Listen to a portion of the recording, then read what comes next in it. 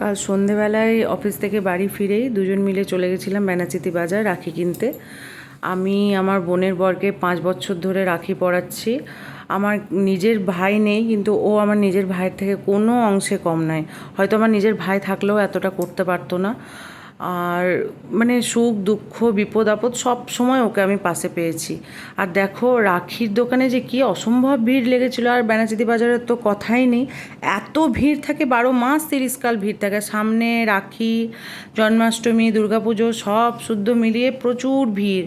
তারপরে রাখি নেওয়া হলো কিছুটা, আর তারপরে আমরা চলে এসেছিলাম সবজি বাজার করতে, সেখানে আর ভিডিও নেওয়া হয়নি, অসম্ভব ব্যাপার। তো বাজার করে প্রচুর থলিটা ভারী হয়ে গেছিলো। আমি বললাম যে স্কুটিটা নিয়ে এসো, একটু দূরে লাগানো ছিল।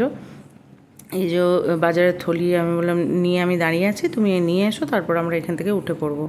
তারপর আরও কিছুটা রাখি বাকি ছিল, কয়েকটা রাখি আরও নিয়ে নিলাম।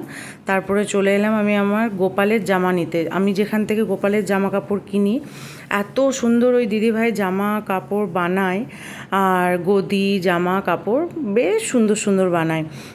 তো ওনার ফেসবুক আইডি রয়েছে, তোমরা কেউ নিতে চাইলে ওনার ফেসবুক আইডিতে দেখতে পারো খুলে, সোমার ডায়েরি বলে।